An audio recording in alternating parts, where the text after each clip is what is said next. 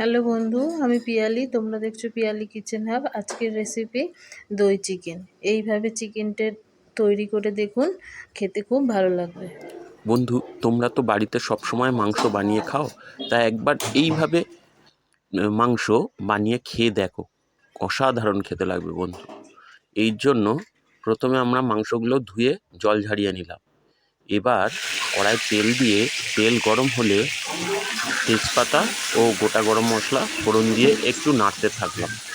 এই প্রায় 30 সেকেন্ড পর এর মধ্যে আদা রসুন বাটা দিয়ে আমরা ফের কিছুক্ষণ নাড়তে থাকলাম।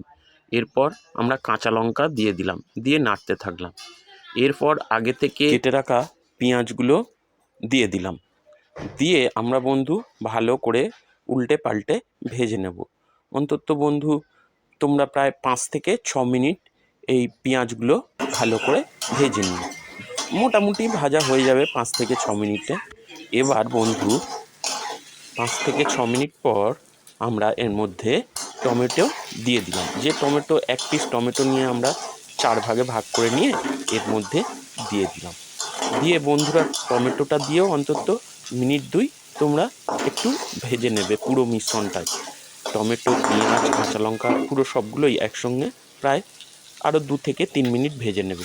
ভেজে নেওয়ার পরে এরপর আমরা আগে যে মাংসটা ধুয়ে জল ঝরিয়ে রেখেছিলাম সেটা এর মধ্যে দিয়ে দেব।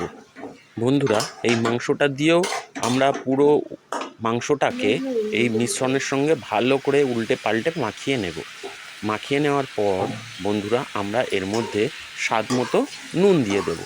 দিয়ে বন্ধুরা আমরা আবার মেশাতে থাকবো। পুরো মিশ্রণটা যখন মাংসের সঙ্গে পেঁয়াজগুলো ভালোভাবে মিশে যাবে বন্ধুরা, দেখো এইভাবে নাড়িয়ে অন্তত 3 থেকে 4 মিনিট নাড়িয়ে নিলাম। নিয়ে এবার আমরা একটা ঢাকনা দিয়ে ঢেকে দিলাম। ঢেকে দিয়ে ভালো করে আবার মাংসটাকে নাড়াতে থাকবো। ঢেকে দেওয়ার পরে আবার ঢাকনা খুলে মাংসটাকে আবার নাড়াতে থাকবো। আর দেখবো মাংসটা কতটা হয়েছে। বন্ধুরা এখানে তোমরা খেয়াল রেখো, এই রান্নাটিতে বন্ধুরা আমরা একটুও জল দিইনি। মাংস থেকে যা জল বের হয়েছে সেই জলেই সিদ্ধ হচ্ছে। আমরা একটু বারবার শুধু খুলে একটু করে নেড়ে নেব, আর দেখে নেব মাংস সিদ্ধ হয়ে এসছে কি। প্রায় সিদ্ধ হয়ে এলে তখন আমরা এর মধ্যে আগে থেকে টক দই যে মিশ্রণটা বানিয়ে রেখেছিলাম সেটা এর মধ্যে দেব। কিন্তু বন্ধুরা তোমরা এখানে খেয়াল রেখো, টক দই দেওয়ার আগে টক দইয়ের মধ্যে তোমরা একটু ময়দা মিশিয়ে নিয়ে ভালো করে ফেটিয়ে নিও। এরপর ওই মিশ্রণটা এর মধ্যে দিও। কেননা ডাইরেক্ট দিলে বন্ধুরা অনেক সময় ছানা কেটে যায় বা ছানা কাটা ভাব দেখতে হয়ে যায় তরকারিটা। ওই জন্য বন্ধুরা তোমরা খেয়াল রেখো, এর মধ্যে যদি ময়দাটা মিশিয়ে দাও তাহলে আর এটা এই পরিস্থিতি আসবে না। বন্ধুরা এইরকমভাবে মিনিট 10 ফোটানোর পর এই টক দই দিয়ে দেখো বন্ধুরা আমাদের রেসিপিটা কেমন দেখতে হয়েছে। ঠিক যখন এইরকম হয়ে আসবে আর মাংসগুলো দেখবে একদম নরম হয়ে গেছে বন্ধুরা, তখন আমরা এর মধ্যে অল্প পরিমাণ কাসুরি মেথি হাতে নিয়ে ভালো করে ঘষে সেটা একদম ঝুড়ো ঝুড়ো করে নিলাম। নিয়ে এই মাংসের ওপর ছড়িয়ে আবার ভালো করে মিশিয়ে দিলাম। বন্ধুরা এই রেসিপিগুলি তোমাদের কেমন লাগলো অবশ্যই আমাদেরকে কমেন্ট করে জানিও। আর যদি খেতে ভালো লাগে তাহলে আমাদের একটা লাইক করে দিও। আর এই রেসিপি যদি খেতে খুব ভালো লাগে তাহলে আমাদের চ্যানেলটিকে সাবস্ক্রাইব করতে ভুলো না কিন্তু বন্ধুরা দেখো এইভাবে কাসুরি মেথি দেওয়ার পরে অন্তত তোমরা 2 থেকে 3 মিনিট একটু নাড়িয়ে চাড়িয়ে ফুটিয়ে নিও। কেননা বন্ধু কাসুরি মেথির গন্ধটা পুরো মাংসের মধ্যে ছড়িয়ে যাবে এবং খাওয়ার সময় এর টেস্ট বন্ধুরা আমি বলে বোঝাতে পারবো না। বন্ধুরা তোমরা একবার খেয়ে নিয়ে তারপরে বলো আমাদেরকে কেমন লাগলো।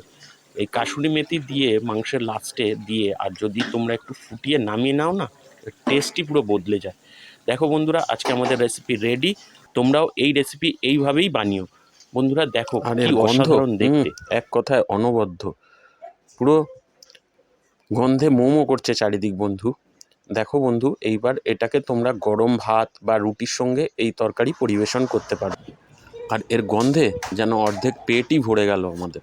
বন্ধুরা দেখো বন্ধু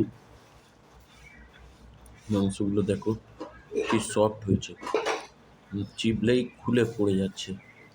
বুঝেছো বন্ধু? তোমরাও ঠিক এইভাবেই রেসিপিটা বানিও।